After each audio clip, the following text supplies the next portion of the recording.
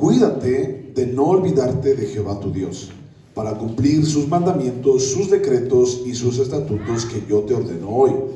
No suceda que comas y te sacies y edifiques buenas casas en que habites, y tus vacas y tus ovejas se aumenten, y la plata y el oro se te multipliquen, y todo lo que tuvieres se aumente, y se enorgullezca tu corazón, y te olvides de Jehová tu Dios, que te sacó de tierra de Egipto, de casa de servidumbre, que te hizo caminar por un desierto grande y espantoso, lleno de serpientes ardientes y de escorpiones y de sed, donde no había agua, y él te sacó agua de la roca del pedernal, que te sustentó con maná en el desierto, comida que tus padres no habían conocido, afligiéndote y probándote para a la postre hacerte bien.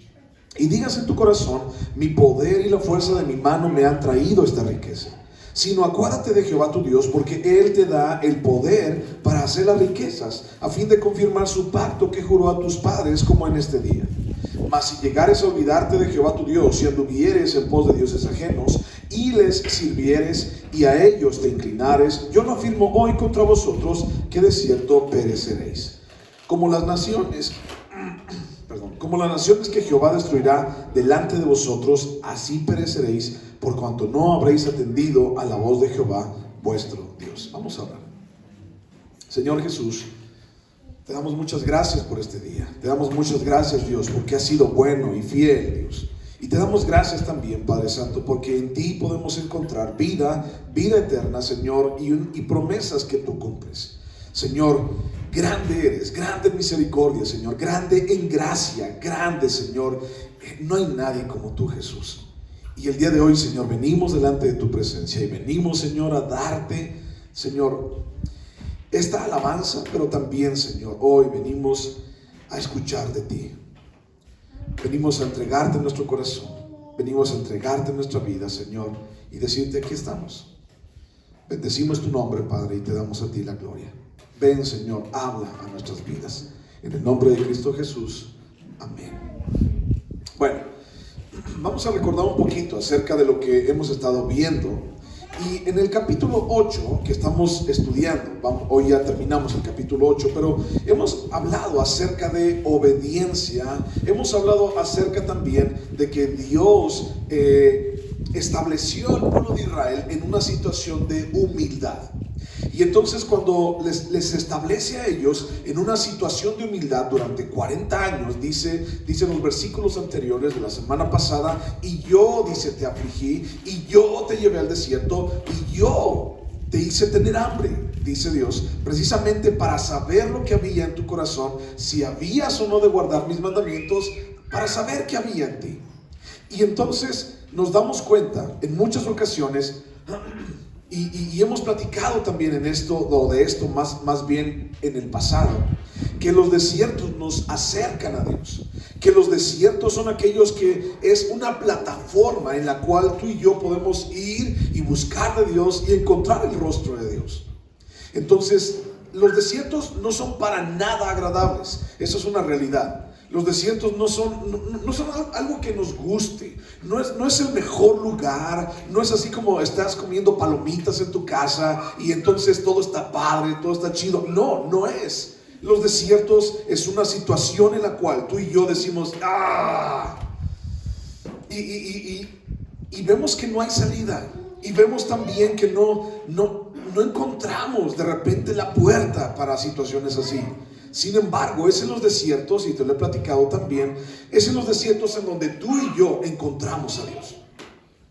Es en los desiertos en donde tú y yo realmente vemos que Dios va a obrar, que Dios es fiel, que Dios cumple sus promesas. Es en los desiertos en donde tú y yo somos quebrantados. Y eso fue realmente lo que vimos la semana pasada. Cómo es que Dios quería quebrantar el corazón y quería quebrantar la voluntad y el espíritu de todo el pueblo de Israel. Y esto le costó 40 años. Y entonces después de 40 años dice: ahora sí vamos a entrar a la tierra prometida. Ahora sí vamos a entrar a la tierra de Canaán, una tierra donde fluye leche y miel. Ahora sí, ¿por qué? Porque ya habían sido quebrantados. Y entonces muchas ocasiones los desiertos, te digo, repito, no son nada agradables, pero hay algo detrás de los desiertos que a ti y a mí nos conviene, y eso es que somos quebrantados. Ahora, cuando hablamos del capítulo 8 de Deuteronomio, hablamos también de orgullo, ¿ok? Para que haya humildad o para buscar humildad tenemos también la otra parte, y la otra parte es orgullo. Entonces el día de hoy yo quiero hablarte acerca del orgullo, ¿de acuerdo? Vimos ya un poquito la semana pasada acerca de cómo Dios nos llevaba a humildad, y si tú recuerdas, la pregunta fue: ¿qué situación o qué circunstancia tú identificas que es tu aguijón o que es tu desierto para mantenerte a ti humilde? Eso es lo que vimos la semana pasada, ahí nos quedamos. Y entonces vamos a hablar hoy acerca del orgullo. Tal vez una de las prácticas y pecados más difíciles de erradicar y de controlar para nosotros los seres humanos, y específicamente para nosotros los cristianos, es el orgullo. El orgullo para el ser humano se convierte en una barrera muy difícil de vencer, porque el orgullo usualmente nos convierte en ciegos. Una persona orgullosa no ve lo que los demás le están diciendo. Una persona orgullosa no alcanza a ver más allá de lo que él mismo dice que debe de ser. Una persona que es orgullosa es una persona que cae en necedad. Y cuando vamos a la palabra de Dios, dice Dios que los necios, híjole, es como si hablaran al aire, es como si no vieran nada, como un recipiente hueco en donde no puedes guardar nada. O sea, una persona necia es una persona que no puedes razonar con ella, que no puedes platicar con ella. No solamente ciego, sino también necio. El orgullo también nos vuelve sordos. Por eso digo que es una práctica y un pecado muy difíciles de erradicar, porque también nos convierte en personas sordas. ¿Y cómo es esto que nos convierte en sordos? Bueno, un orgulloso no escucha. Un orgulloso lo único que escucha es su propio corazón. Un orgulloso lo único que quiere oír es que todo está bien, que las cosas están bien en su vida, y aun cuando él mismo reconoce que ya la ha fallado una y otra vez, y entonces la gente le dice: ¿sabes qué? Estás mal, ¿sabes qué? Las cosas no son así. Entonces no queremos escuchar. Y cuando estamos en orgullo, en soberbia, podemos caminar así, sin escuchar a nadie, sin ver a nadie. Y la soberbia no nos permite caminar de una manera bíblica. Eso es algo muy importante. La soberbia, el orgullo, no nos permiten caminar de una manera bíblica, porque prácticamente lo que Dios busca en nosotros es humildad, no soberbia, no orgullo. Y no nos permite caminar conforme al plan de Dios. Y eso es algo muy importante, porque si tú y yo recordamos, y lo hemos estado pidiendo para el pueblo de Israel, Dios le recuerda una y otra vez: recuerda que yo te saqué de Egipto, recuerda de dónde fuiste sacado y recuerda a dónde yo te voy a llevar. Una y otra vez Dios les está recordando al pueblo de Israel acerca de dónde salieron y acerca también de a dónde iban a llegar. Entonces, una persona soberbia no se conforma al plan de Dios, no busca el plan de Dios, no camina de una manera bíblica. Nos convierte en ciegos, en sordos, y nos convierte en alguien que camina su propio camino. ¿Y a dónde nos va a llevar el camino de la soberbia o del orgullo? Bueno, nos va a llevar a estar alejados completamente de Dios. Cuando la palabra de Dios nos exhorta a callar y a escuchar, vemos un par de versículos en la palabra donde dice que tú seas presto para oír y no tanto para hablar. No te emociones tanto en hablar, sino más bien escucha, dice el libro de Eclesiastés. No sea que tu boca te haga caer. O por ejemplo en Santiago, cuando habla acerca de la lengua y dice: ¿sabes qué? Tu lengua, tu boca te hace pecar. Ten cuidado con ella. ¿Cómo es posible que de la misma lengua con la cual alabas a Dios, con esa misma lengua maldices a los hombres? Entonces, la palabra de Dios nos invita, nos exhorta a callar y nos exhorta a escuchar. Eso es lo que la palabra de Dios hace. Pero el orgullo me lleva solamente a querer escuchar mi propia voz. ¿Has escuchado o has tratado en alguna ocasión con gente la cual no te deja hablar? La cual tú dices: sí, pero nada, es que hay gente que le gusta escucharse a sí mismo. Le gusta escucharse en el micrófono de su corazón. Le gusta su propia voz. Y entonces, una persona orgullosa, una característica es que les gusta escuchar su propia voz. Y eso es algo muy peligroso para nosotros los seres humanos, y aún más para nosotros cristianos. Es algo muy peligroso escuchar mi propia voz. Porque bueno, cantamos ahorita, Señor, no quiero escuchar la voz de mi corazón, quiero escucharte a ti, porque tu palabra es aquella que me hace sentir, que me hace ir por un camino, Señor, que es un camino recto y un camino seguro. Entonces, no me conviene escuchar mi propia voz. De una manera práctica y sencilla, el orgullo nos aleja de Dios, ¿ok? El orgullo nos aleja de Dios y nos aleja de sus propósitos. Y entre más le damos ocasión al orgullo, el orgullo más nos destruye, más nos aleja y más nos convierte en aborrecibles. La gente, nos damos cuenta que cuando alguien es muy orgulloso, o sea, no tiene amigos, no tiene nadie a su alrededor, o tiene muy pocas personas a su alrededor. ¿Por qué? Porque nadie quiere tratar con esa persona. ¿Por qué? Pues porque nos convierte en sordos, en ciegos, en mudos. O sea, no, nos convierte en esto. Nos convierte en alguien así como alguien aborrecible. Y recuerdas tú Tito capítulo 3, versículo 3. Dice que en otro tiempo éramos aborrecibles y aborrecíamos unos a otros. Entonces eso es parte del orgullo. El orgullo es así como una gangrena que está por dentro y que empieza a quitar, que empieza a podrir de una manera impresionante el corazón de las personas. Pero no solamente eso, sino también el propósito de Dios en la vida de las personas. Dios sabía esto. Y Dios sabe esto de ti y de mí. Dios sabía esto en la relación con Israel. Y entonces sabemos o entendemos algo. Dios conoce los corazones de las personas y sabe cuál es nuestro problema. Dios conoce quiénes somos y Dios sabe lo que necesitamos. Dios sabe que el pueblo de Israel, o sabía que el pueblo de Israel necesitaba una lección de humildad. Y vaya, duraron 40 años en el desierto. ¿Por qué? Por su soberbia. Porque ellos pensaban que ellos tenían la mejor decisión para sus vidas. Sí, habían estado caminando en el desierto durante 40 años. Iba la nube, la columna de nube en el día, y ahí van atrás de ella. Va la columna de fuego en la noche y ahí van atrás de ella también. Pero una cosa es seguir la nube y la columna de fuego, y otra cosa es que realmente en mi corazón yo esté convencido de por qué estoy allí. Y entonces Números, el libro de Números, nos da cuenta a ti y a mí de cuántas veces el pueblo de Israel murmuró contra Dios y no estaba a gusto con el plan de Dios para ellos. 40 años allí. Y entonces los corazones de las personas necesitamos conocer a la humildad. Necesitamos en muchas ocasiones que nos presenten a la humildad. Y la única manera de presentarte a la humildad es quebrándote, es rompiéndote. Y es en esa humildad en donde Dios trabaja. Dios no trabaja con los orgullosos. Dios trabaja con el humilde. Dios trabaja con aquel que realmente dice: Señor, aquí está mi corazón, aquí está mi vida, y yo no soy nada sin ti, Señor.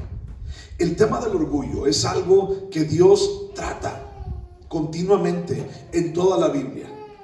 Con uno y otro personaje Dios trata con ellos, y Dios nos enseña de una y mil maneras lo que el orgullo le hace a nuestro corazón y también a nuestra relación con Dios.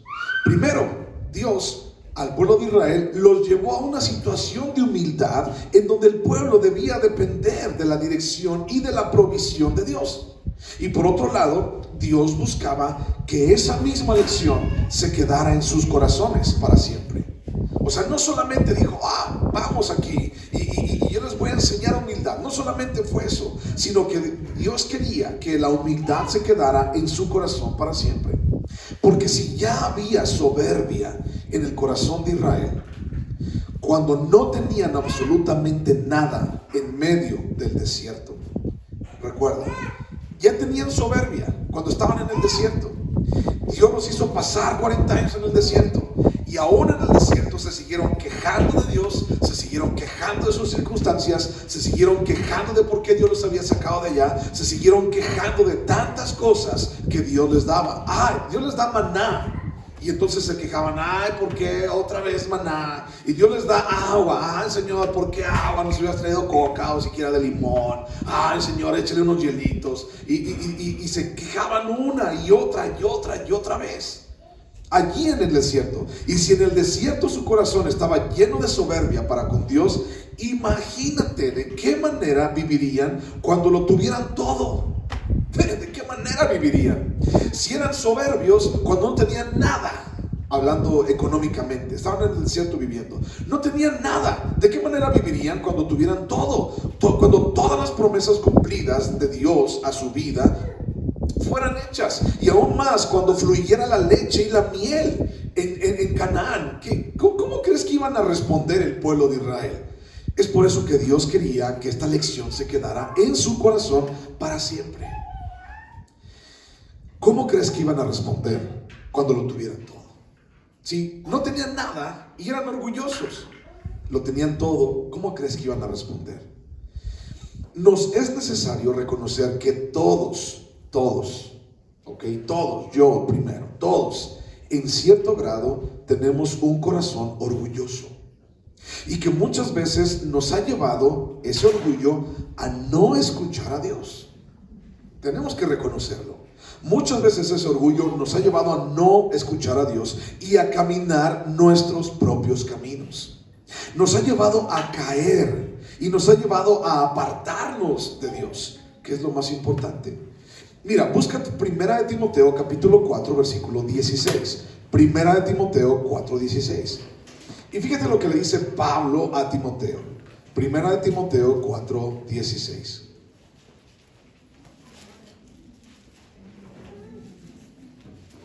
Primera de Timoteo 4, 16.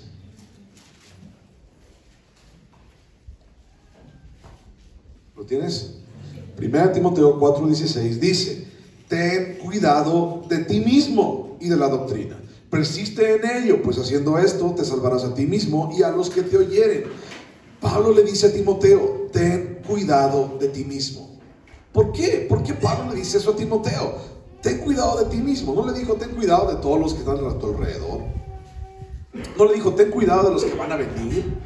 No, le dijo ten cuidado de ti mismo. ¿Por qué? Porque nuestro corazón es orgulloso. Porque nuestro corazón le encanta la soberbia. Es algo de verdad. Nos encanta que nos alaben, nos encanta que nos adulen, nos encanta que nos digan qué bien te salió, ¿no? Qué bien hiciste, ¿no? Nos encanta. Y nos encanta que nos digan, ah, mira qué niño tan bonito, ¿no? Tu hijo. Y así, ay, así, ¿no? Nos encanta que nos chuleen. Y eso en algún momento nos lleva a decir, yo lo hice con mis fuerzas. Y entonces eso se traduce como orgullo o soberbia. Por eso digo, todos en cierto grado tenemos un corazón orgulloso. Nos encanta. Ahora, pregunta. Ahora tus oídos. Pregunta, ¿qué tan peligroso puedes tú llegar a ser para ti mismo? ¿Qué tan peligroso tú mismo puedes llegar a ser peligroso para ti mismo? ¿Qué tan peligroso puedes llegar a ser? Bueno, si tú te dejas influenciar por ti mismo, si tú te dejas llevar por ti mismo, si tú te dejas agarrar de la mano por ti mismo, ¿a dónde te va a llevar? Bueno, solamente hay un lugar a donde te lleva, y ese lugar es la muerte. Y vamos a verlo en un momento más. El nuevo nacimiento, todos nosotros o ya conocemos o hemos escuchado de esto, ¿no? Cuando conocemos a Cristo, nacemos de nuevo. Entonces eso se le llama un nuevo nacimiento. Hemos nacido de nuevo. Y el nuevo nacimiento es una solución para el orgullo. Es una solución para esto. Pero para poder lograr el nuevo nacimiento en nuestras vidas, aún tengo que decidir morir a mí mismo. Para poder vencer el orgullo, tengo que nacer de nuevo. Y para nacer de nuevo, tengo que morir a mí mismo. Y para morir a mí mismo, de repente no me gusta. Porque morir a mí mismo es como dejar lo que me gusta, dejar lo que estoy acostumbrado. Y nos damos cuenta de que hemos estado acostumbrados durante tanto tiempo a hacer cosas que le desagradan a Dios. Mira lo que dice el versículo 8:11 dice: cuídate de no olvidarte de Jehová tu Dios para cumplir sus mandamientos, sus decretos y sus estatutos que yo te ordeno hoy. ¿Cómo comienza ese versículo? Dice: cuídate de no olvidarte de Jehová tu Dios. ¿A quién le habla? Le habla al corazón de cada uno del pueblo de Israel.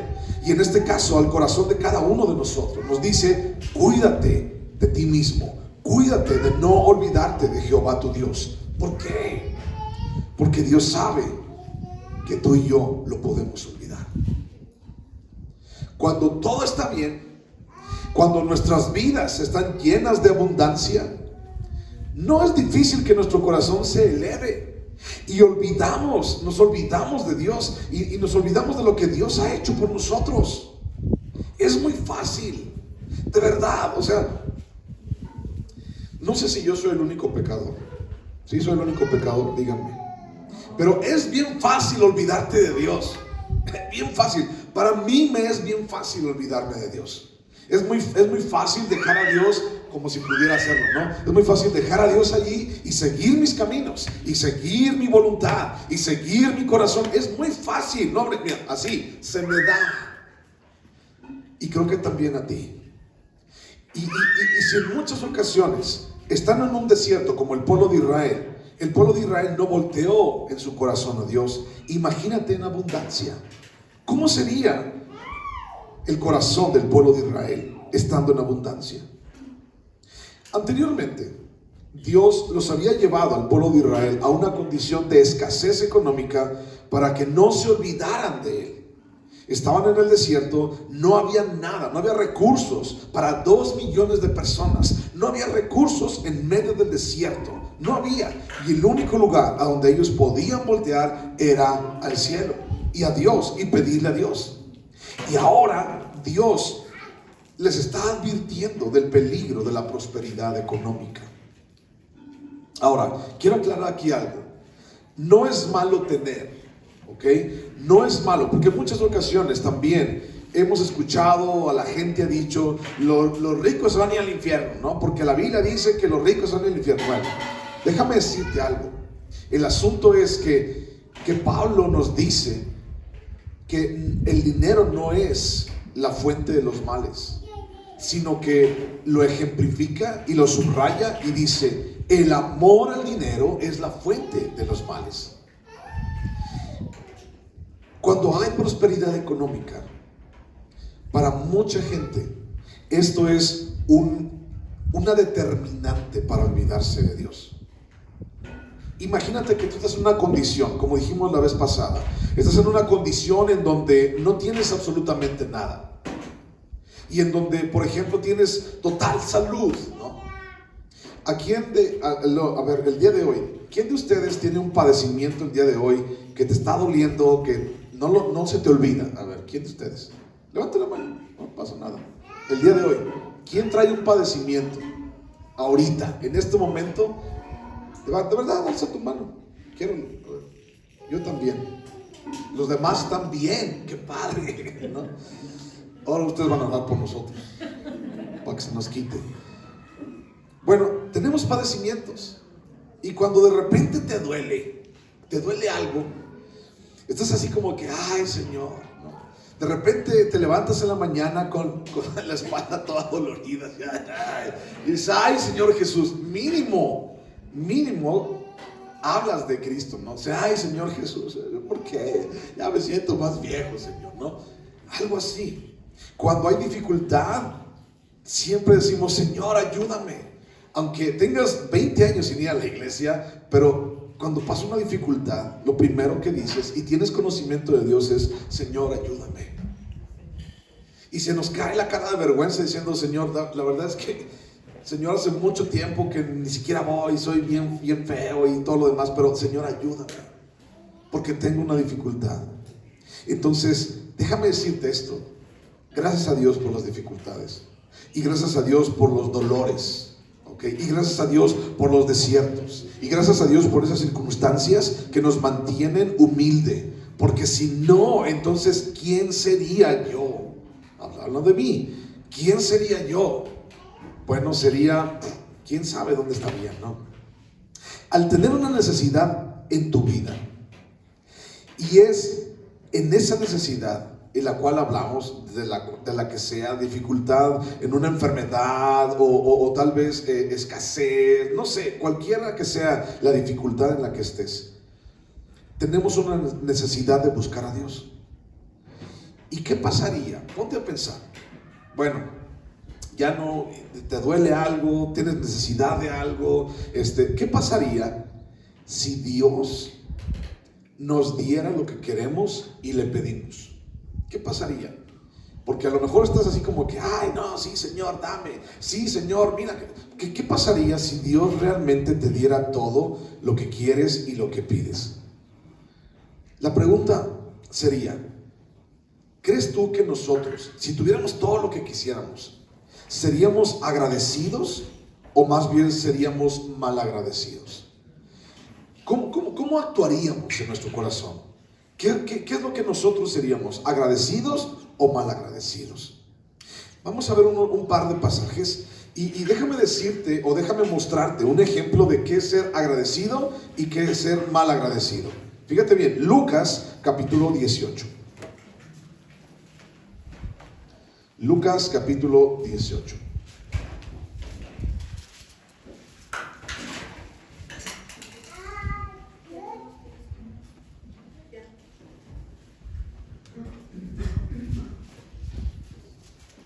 Lucas capítulo 18, versículo 9. Lucas 18, 9. ¿Ok? Estamos hablando de que si Dios te diera todo, ¿cómo serías? ¿Serías agradecido o serías mal agradecido? Mira, aquí vamos a ver primero un agradecido, ¿de acuerdo? Fíjate lo que dice. Lucas 18, 9 dice: a unos que confiaban en sí mismos como justos y menospreciaban a los otros, dijo también esta parábola. Dos hombres subieron al templo a orar. Uno era fariseo y el otro publicano. El fariseo, puesto en pie, oraba consigo mismo de esta manera. Y le decía, fíjate, aquí está el agradecido. Le decía: Dios, te doy gracias, porque no soy como los otros hombres, ladrones, injustos, adúlteros, ni aun como este publicano. Ayuno 2 veces a la semana. Doy diezmos de todo lo que gano. Mas el publicano, estando lejos, no quería ni aún alzar los ojos al cielo, sino que se golpeaba el pecho diciendo: Dios, sé propicio a mí, pecador. Os digo que este descendió a su casa justificado antes que el otro, porque cualquiera que se enaltece será humillado, y el que se humilla será enaltecido. Aquí tenemos un claro ejemplo de un agradecido, y vemos al fariseo siendo agradecido. Señor, te doy gracias porque no soy como todos los demás, como los otros hombres, dice aquí, y menos como este publicano cara de perro que tengo a un lado de mí. Nomás le faltó decirle eso, ¿no? Lleno de pulgas. Señor, gracias porque no soy como él. Él está diciendo gracias, pero quiero hacerte una pregunta. ¿Realmente su corazón era un corazón agradecido? No. Vemos soberbia y vemos orgullo. Aunque haya la palabra gracias en su boca, vemos soberbia y orgullo en su corazón. ¿Ok? Y ahora vemos al publicano por otra parte. Y este publicano no se quería ni siquiera acercar al templo, ni siquiera aún alzar los ojos al cielo, sino que decía: Señor, yo sé quién soy. Sí, soy el cara de perro que el fariseo me está diciendo, Señor. Sí, todo lo que dice él, yo lo soy, Señor. Sí, yo de verdad lo reconozco. Pero si tú pudieras tener misericordia de mí, yo te lo agradecería. Y entonces Jesús dice: este hombre, el publicano, regresa a casa justificado. Este hombre, el publicano, regresa a casa perdonado. Este hombre, el publicano, por no enaltecerse, sino más bien por humillarse y decir: yo sé quién soy, perdóname. Pues solamente por decir eso, entonces Dios ya tenía algo para él, lo justifica. Entonces, ¿quién de los dos quisiera ser tú? ¿Quisiera ser el publicano o quisiera ser el fariseo? El fariseo decía: gracias, Dios. ¿No? Bueno, vamos a ver otro pasaje. Este está en Marcos capítulo 12, atrasito. Marcos capítulo 12. Marcos capítulo 12, versículo 41. Marcos 12, 41. Marcos 12, 41. ¿Lo tienes? Marcos 12, 41 dice: estando Jesús sentado delante del arca de la ofrenda, miraba cómo el pueblo echaba dinero en el arca, y muchos ricos echaban mucho dinero. Y vino una vida pobre y echó 2 blancas, o sea, un cuadrante. Esto significa 2 monedas pequeñas. Entonces, llamando a sus discípulos, les dijo: de cierto os digo que esta viuda pobre echó más que todos los que han echado en el arca, porque todos han echado de lo que les sobra, pero esta de su pobreza echó todo lo que tenía, todo su sustento. ¿Ok? Vemos 2 tipos de personas aquí. Dice: hay ricos, y los ricos echaban mucho dinero. Sí, echaban mucho dinero, pero echaban lo que les sobraba. Y esta mujer, la viuda, echó 2 monedas o 2 blancas. Eran 2 monedas pequeñitas, y prácticamente echó todo lo que ella tenía. Y entonces dice Jesús: ¿quién puso más en el bote de las ofrendas? ¿Quién puso más? ¿Aquel que echó mucho dinero o aquella que lo echó todo? Bueno, les dice: la que echó todo es la que dio más, porque dio todo lo que tenía. Nuestro corazón es engañoso. Estamos de acuerdo en eso, ¿cierto? Jeremías 17:9. Nuestro corazón es engañoso y nos puede llevar a pensar que somos justos cuando no lo somos. ¿Ok? Nuestro corazón nos puede llevar a pensar que somos justos cuando no lo somos. El fariseo de la primera historia, él pensaba que era justo. Él decía: Señor, gracias porque no soy como estos. Él pensaba que era justo, pero no lo era. Y su corazón hablaba fuerte y decía: tú eres justo, fariseo. Tú eres bueno, fariseo. Tú diezmas, tú ayunas, tú esto, tú aquello. Tú eres bueno, fariseo. Pero también, por otro lado, nuestro corazón es tan engañoso que nos puede hacer pensar que somos condenados y que somos despreciados, cuando realmente somos amados. Y entonces la viuda, por ejemplo, en este caso, igual que el publicano, dio todo lo que tenía. Y a lo mejor ella iba pensando, ¿no? Son 2 moneditas. Yo creo que Dios ni siquiera le va a interesar que sean 2 moneditas. Son 2 moneditas, aquí están, paz. ¿Acaso Dios mirará mis monedas? ¿Que acaso Dios no mirará el cheque y los miles de millones de dólares que los demás están echando en el bote de las ofrendas? Nuestro corazón nos puede llevar a pensar que somos condenados y despreciados. Pero ¿qué fue lo que pasó con esta mujer? Jesús, siendo Dios, le dice: ella echó todo lo que tenía. ¿De quién creen que se congratule más Dios? ¿De la que echó todo lo que tenía o de lo que echó nada más de lo que sobraba? ¿De quién se congratula más Dios? ¿De aquel que dice: reconozco, Señor, que sí soy un cara de perro, como este fariseo dice, pero perdóname, ten misericordia de mí? ¿O aquel que dice: qué bueno que no soy como ese fariseo? ¿De quién se congratula más Dios?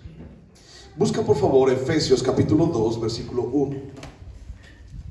Efesios 2, 1. Efesios 2, 1. Efesios 2, 1 dice: y Él os dio vida a vosotros cuando estabais muertos en vuestros delitos y pecados, en los cuales anduvisteis en otro tiempo, siguiendo la corriente de este mundo, conforme al príncipe de la potestad del aire, el espíritu que ahora opera en los hijos de desobediencia, entre los cuales también todos nosotros vivimos en otro tiempo en los deseos de nuestra carne, haciendo la voluntad de la carne y de los pensamientos, y éramos por naturaleza hijos de ira, lo mismo que los demás. Pero Dios, que es rico en misericordia, por su gran amor con que nos amó, aun estando nosotros muertos en pecados, nos dio vida juntamente con Cristo. Por gracia, dice ahí, ¿somos qué? Somos salvos. Por gracia somos salvos.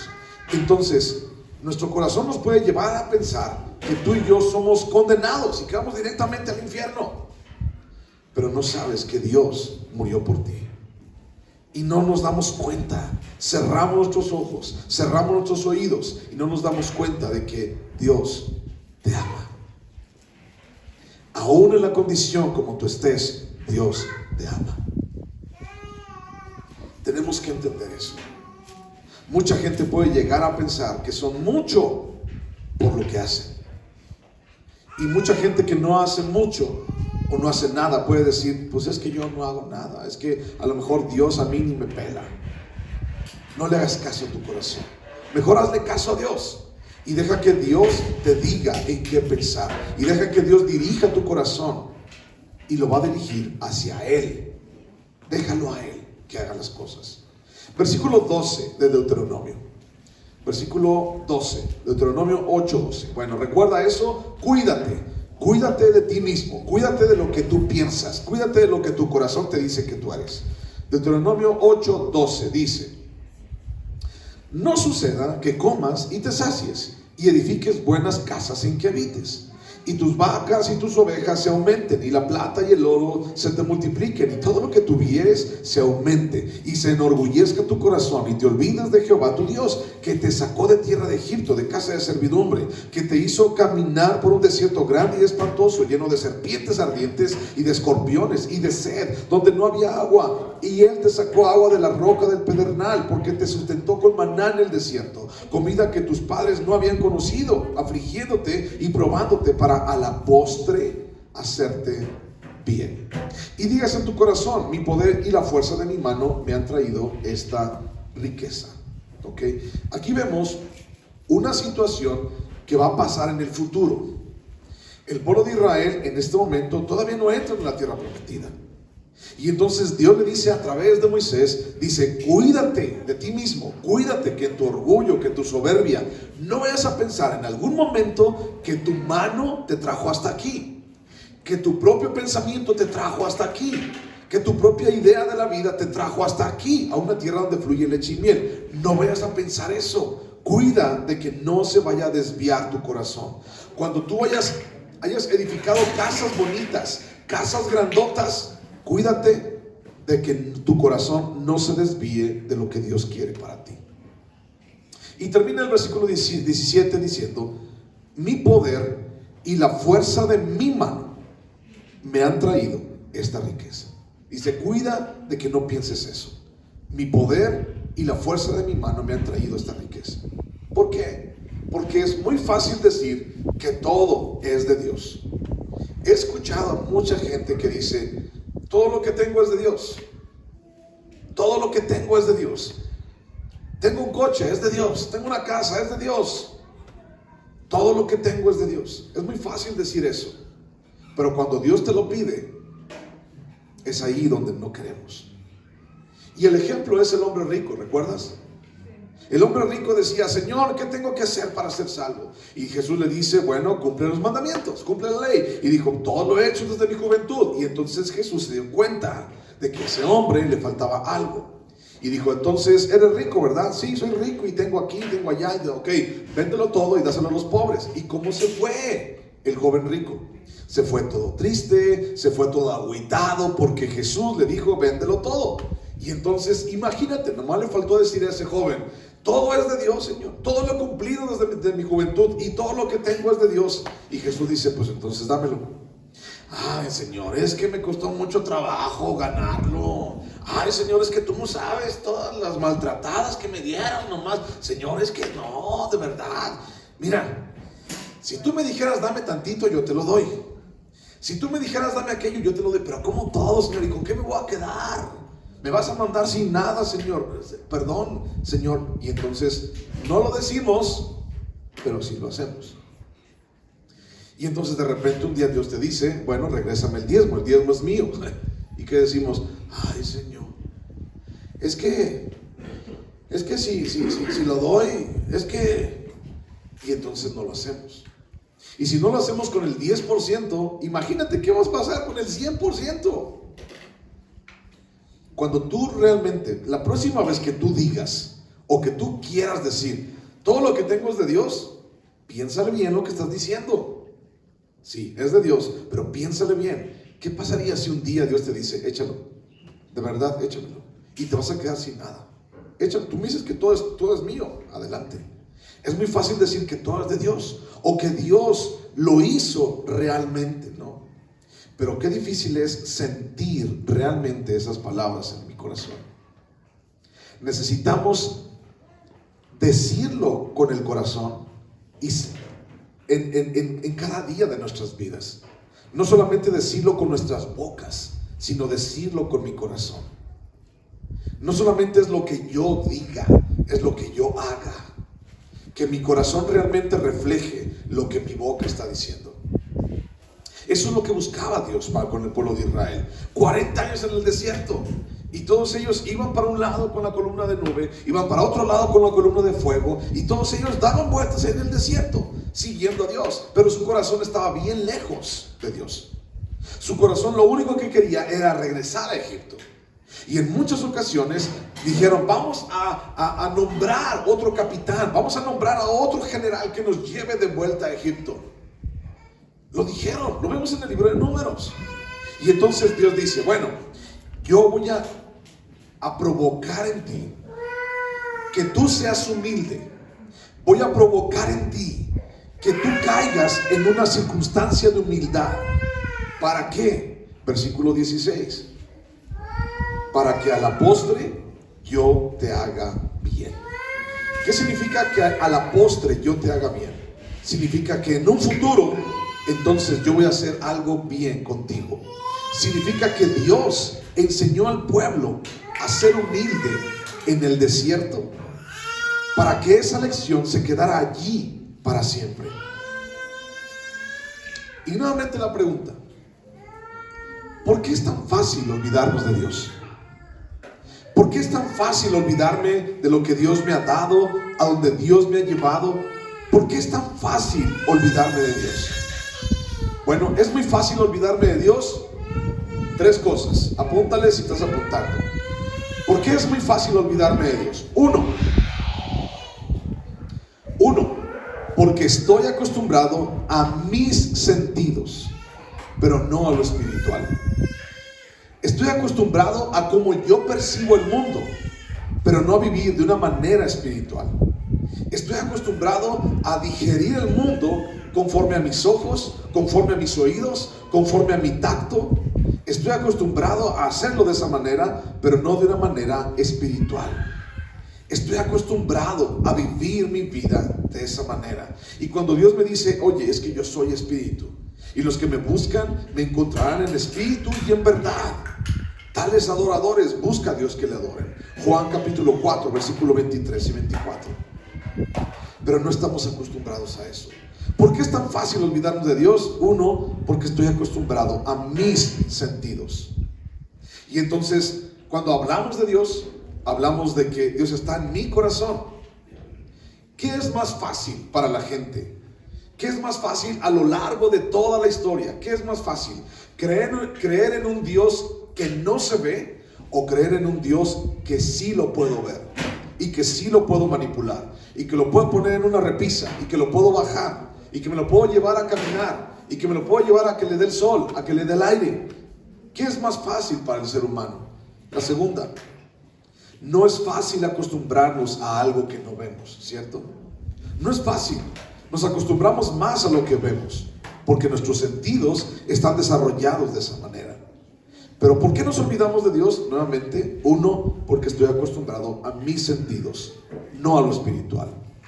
2, ¿por qué es tan fácil olvidarme de Dios? 2, porque no conozco el propósito de Dios en mi vida. Y entonces el propósito me da igual. No conozco el propósito de Dios en mi vida y entonces me da igual si pasa o no pasa, si viene o no viene, si Dios me habla o no me habla, me da igual. No conozco el propósito. ¿Para qué? ¿Para qué me esfuerzo? ¿Para qué voy? ¿Para qué lucho? Si no lo conozco. O sea, ¿para qué? ¿Por qué es tan fácil olvidarme de Dios? 3.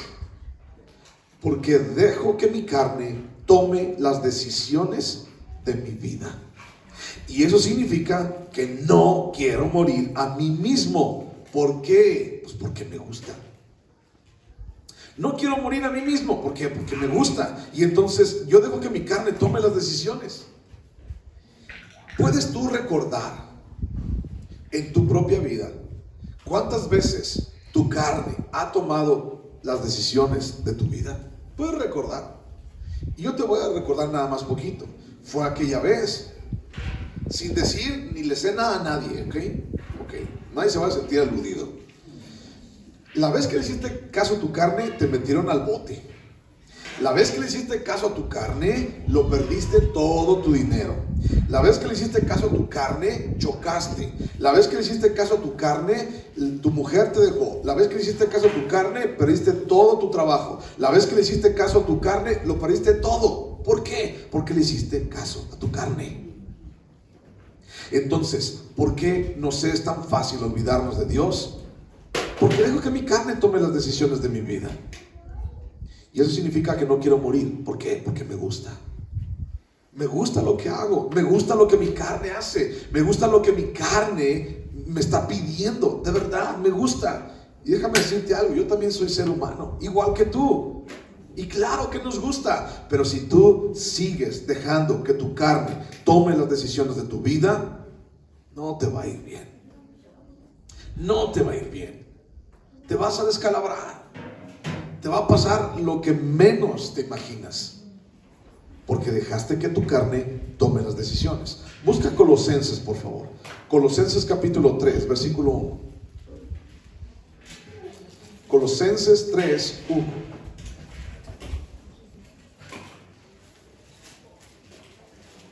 Colosenses 3, 1.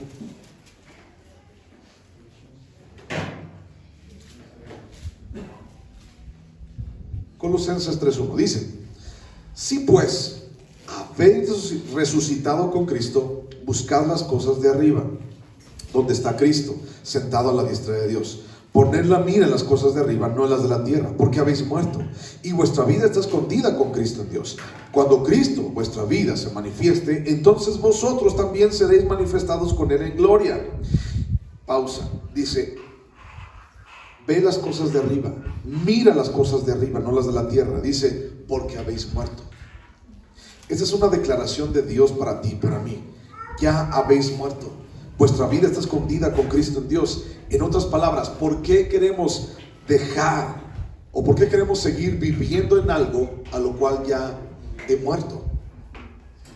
Yo ya morí a este mundo, según lo que dice la Biblia, porque habéis muerto. Yo ya morí a esto, yo ya morí a todo lo que el mundo está ofreciendo. Yo ya morí, pero ¿por qué sigo empeñándome en encontrar mi propósito en este mundo? Ya habéis muerto. Cuando tú recibiste a Jesús en tu corazón y le hiciste el dueño de tu vida, tú ya moriste a esta vida. Esa es una realidad. Sí, porque dice: sí, pues, haber resucitado con Cristo. Y entonces cuando nosotros, por ejemplo, la siguiente semana vamos a practicar los bautizos. Y entonces el bautizo es una señal de yo decido morir a mí mismo y decido revivir, resucitar, pero ahora en una persona nueva, en una criatura nueva, porque las cosas viejas pasaron, he aquí todas son hechas nuevas.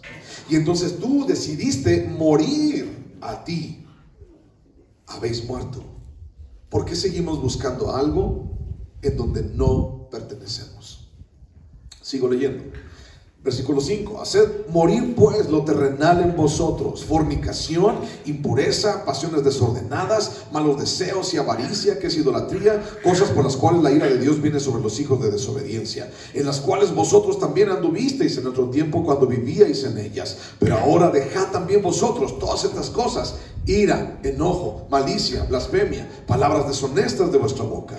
No mintáis los unos a los otros, habiéndoos despojado del viejo hombre con sus hechos, y revestido del nuevo, el cual conforme a la imagen de que lo creó, se va renovando hasta el conocimiento pleno. Aquí vemos una dinámica especial.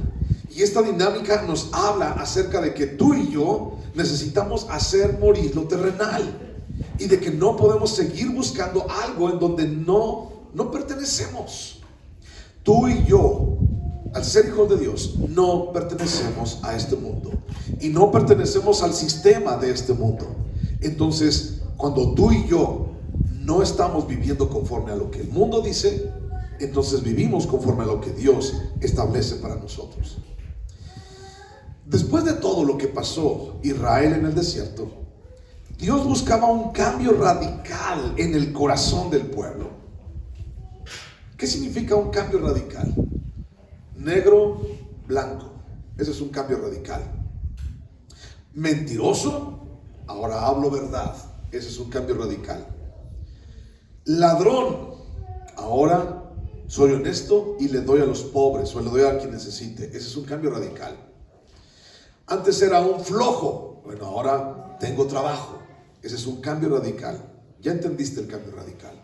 Yo era un chismoso. Bueno, ahora edifico a la iglesia. Ahora hablo verdad. Ahora comparto la palabra. Ya no comparto chismes. Ese es un cambio radical. Me enojaba por todo. Ahora, ¿qué sería un cambio radical? No sé. Me alegro por todo. No sé. O ya no me enojo por todo. No lo sé. Pero ya me entendiste el asunto. Un cambio radical es, bueno, yo era, pero ahora decido ser diferente. Cuando no tenemos a Cristo en nuestro corazón, un cambio radical va a ser totalmente imposible. Un cambio así, ¡pum!, de negro a blanco va a ser totalmente imposible, porque entonces mi carne sigue viviendo. Pero he aquí, si pues habéis resucitado con Cristo, ya estás muerto. Ya habéis muerto para ese tipo de vida. Ya habéis muerto para ese sistema en el cual tú y yo nos hemos manejado durante mucho tiempo. Después de todo lo que Israel pasó en el desierto, Dios buscaba un cambio en su corazón, un cambio en el corazón del pueblo, porque entonces después Dios les iba a hacer bien, a la postre les va a hacer bien. Ahora, aquí hay una pregunta para ti. ¿Cómo va el cambio en tu corazón? ¿Cómo va el cambio en tu corazón? O sea, si antes eras negro, ahora, ¿cómo va a llegar al blanco?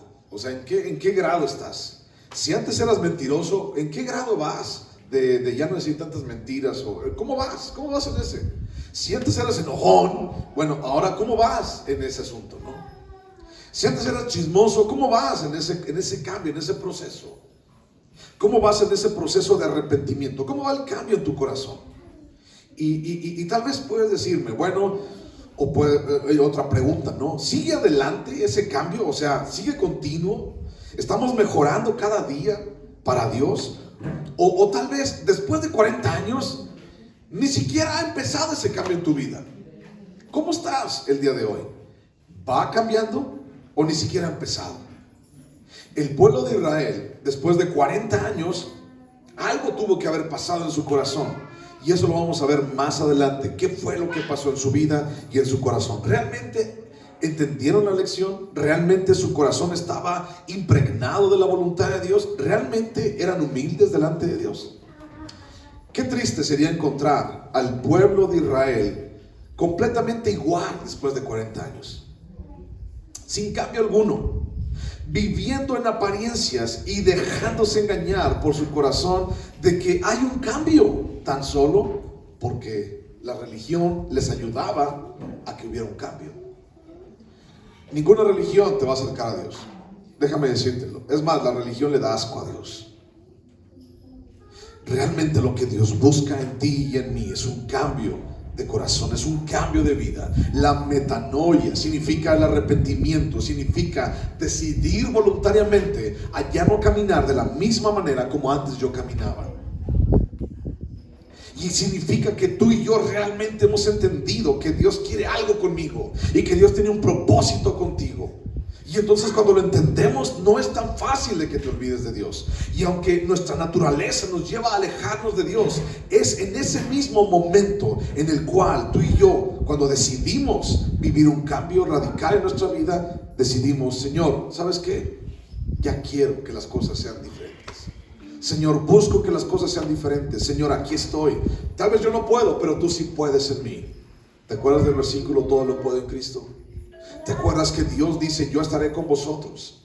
Todo eso son promesas de Dios para ti. Y no estás solo para cambiar. Y entonces dice Colosenses: revestidos del nuevo hombre. Significa cuando tú piensas que tú sigues siendo el mismo, que sigues amando lo mismo, Dios ya te cambió. Dios ya te hizo morir al viejo hombre y te ha revestido de algo totalmente nuevo. Y eso significa: puedes. Tú realmente puedes hacerlo. Y esto no significa algo como la mejor versión de ti mismo, ¿ok? Eso no es bíblico. Es que nosotros buscamos la mejor versión de eso. No es bíblico, es más, es satánico. Es que nosotros buscamos... No. La Biblia dice que tienes que morir a ti mismo. O sea, dale cranquis, dale cuello, dale chicharrón a tu naturaleza. Si no, te va a meter en problemas. Porque mi naturaleza decide a veces lo que tiene que hacer mi vida. Y eso no me conviene. Versículo 18 de Deuteronomio 8. Para la postre hacerte bien significa para que después entonces yo esté contigo y cumpla todo lo que voy a decir. Versículo 18 dice: sino acuérdate de Jehová tu Dios, porque Él te da el poder para hacer las riquezas, a fin de confirmar su pacto que juró a tus padres, como en este día. ¿Ok? La palabra riqueza no solamente se refiere a oro y plata, sino a la habilidad y a la fuerza y a la energía que Dios nos da para hacer las cosas.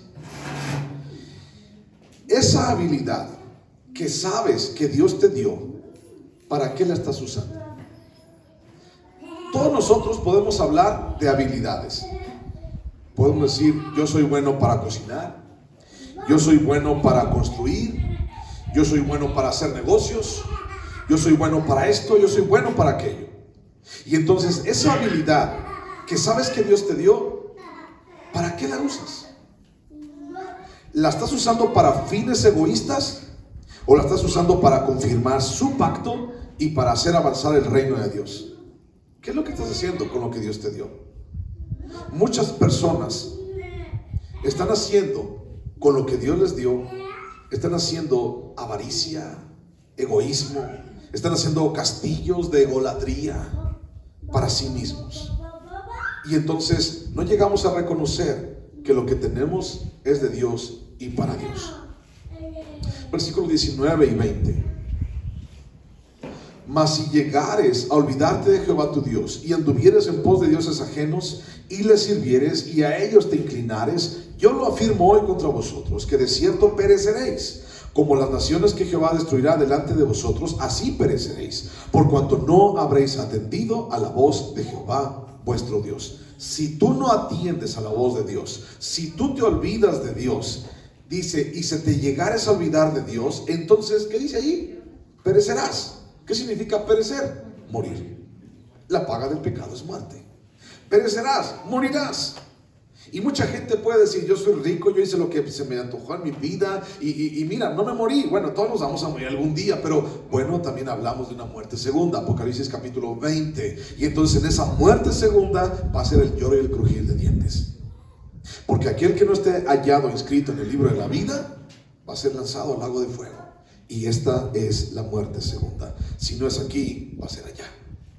Pero el asunto es que hacerle caso a tu carne, vivir conforme a tu orgullo, no te va a llevar a ninguna buena parte. No te va a llevar a buen puerto, hermano. No te va a hacer nada bueno en tu vida. No dejes que tu carne, que tu orgullo sigan decidiendo en tu vida. No dejes que tu mismo orgullo y tu carne sigan lastimándote a ti mismo. Somos peligrosos para nosotros mismos. Por eso dice Dios: bueno, dale chicharrón, date a ti mismo chicharrón, porque si no, entonces tú mismo te vas a meter en problemas. Y podemos hablar de miles de problemas de nuestras vidas. Israel igual que las naciones que Dios iba a echar fuera, Israel también sería echado fuera y perecería sin Dios. Israel pudo haber pensado, no, es que nosotros somos mejores que ellos. Dios no va a hacer eso con nosotros. Ellos pudieron haber pensado eso, pero no fue así. Mira lo que dice Santiago capítulo 4, versículo 6. Santiago 4, 6. Santiago 4, 6.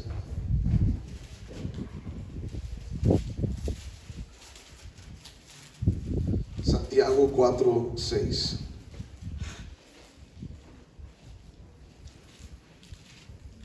¿Lo tienes? Santiago 4, 6 dice, pero Él da mayor gracia. Por esto dice, Dios resiste, ¿a quién dice? A los soberbios, y da gracia a los humildes. Someteos pues a Dios, resistid al diablo y huirá de vosotros. Acercaos a Dios y Él se acercará a vosotros. Pecadores, limpiad las manos, y vosotros los de doble ánimo, purificad vuestros corazones. Afligíos, lamentad, llorad. Vuestra risa se convierta en lloro, y vuestro gozo en tristeza. Humillaos delante del Señor y Él os exaltará. Es muy interesante este contexto, el cual Dios dice, bueno, Dios resiste a los soberbios. Es muy interesante porque también vemos que hay un personaje aparte de nosotros. ¿Y quién es ese personaje? Ahí está. ¿Quién es el personaje? Está hablando de soberbia, está hablando de orgullo, y aparte de nosotros hay otro personaje ahí. ¿Quién es? El diablo. Dice, resistid al diablo y él huirá de vosotros. ¿Por qué el diablo? ¿Por qué Satanás mismo quisiera estar con nosotros y convencernos de que nosotros lo podemos hacer, y de que nosotros podemos por nuestra propia mano, y de que nosotros tenemos el poder suficiente para lograr todo lo que queramos? Porque somos empoderados, ¿no? ¿Por qué al diablo le importa? ¿Por qué el diablo estaría? ¿Por qué está ese personaje allí? ¿Por qué? Porque, ¿sabes? Le conviene. Porque entonces la soberbia nos aleja de Dios. Porque entonces la soberbia nos cierra nuestros oídos para no escuchar la palabra de Dios. Porque la soberbia y el orgullo nos tapan los ojos para no ver lo que Dios quiere en nuestras vidas. Porque la soberbia y el orgullo no nos dejan caminar el camino de Dios para nuestras vidas. Por eso se mete ahí el diablo y mete la cola, ¿no? El orgullo, mi hermano, es el mayor peligro en la vida cristiana. El orgullo es el más satánico de los pecados, y aún Satanás mismo, escucha esto, aún Satanás mismo puede, lo voy a subrayar, puede premiar al creyente orgulloso. Satanás mismo puede llegar a premiar al creyente orgulloso. ¿Te acuerdas cuando cuando el diablo se le acerca a Jesús y le dice, todo esto te voy a dar si postrado me adoras? ¿Por qué se lo dijo Satanás a Jesús? ¿Por qué? Pues porque Satanás es el príncipe de este mundo, ¿cierto?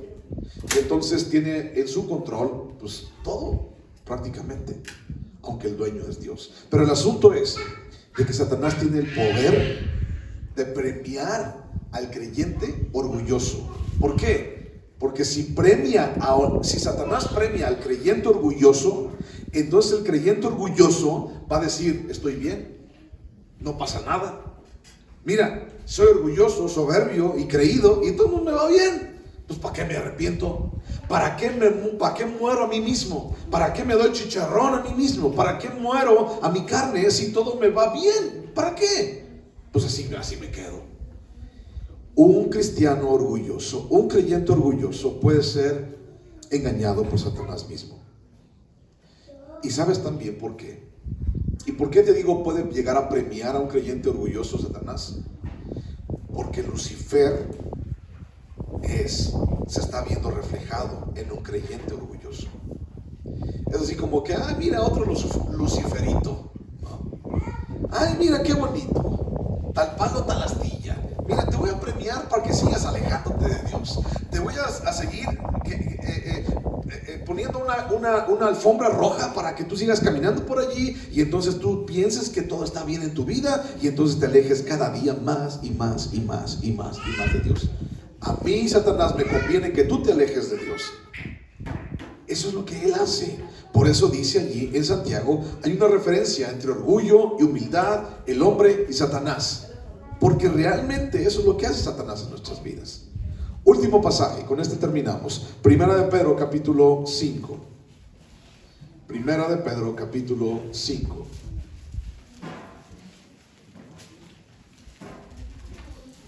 Primera de Pedro capítulo 5, versículo 6.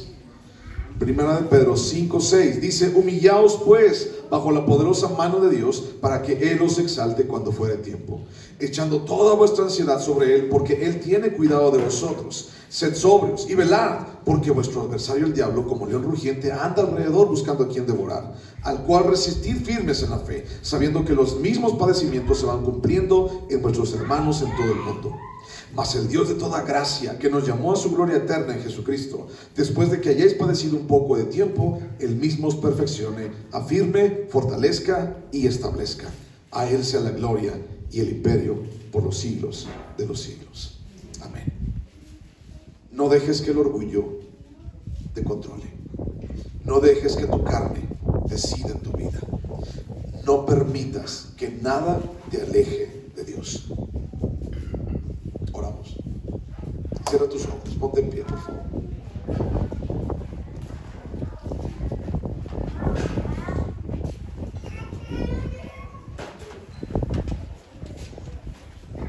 Señor Jesús, te damos muchas gracias, porque tú has sido bueno y fiel, Señor. Porque estás con nosotros, Dios, y porque nos has dado vida eterna. Señor, creemos en ti. Creemos, Señor, en que tú estás haciendo tu obra en nosotros. Creemos, Dios, en que tú, Padre Santo, nos llevas en tus propósitos y en tus manos cada día. Señor, a ti sea la gloria y la honra, Padre. Señor, a ti sea, Dios, el imperio y la autoridad. Ayúdanos, Dios, a quitar de nosotros toda esa raíz de orgullo, soberbia, y llena nuestro corazón de humildad, para no olvidarnos de ti, Señor, para acercarnos cada día más a ti, y para realmente, Señor, hacer tu voluntad.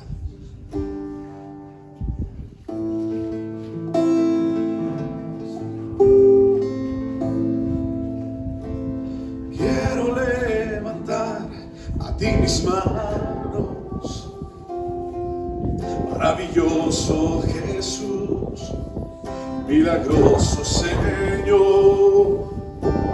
Llena este lugar de tu presencia, haz descender tu poder a los que estamos aquí. Creo en ti, Jesús, y en lo que harás en mí. Creo en ti, Jesús, y en lo que harás en mí. En mí. En mí. Recibe toda la gloria, recibe toda la honra, precioso Hijo de Dios. Recibe toda la gloria, recibe toda la honra, precioso Hijo de Dios, Hijo de Dios.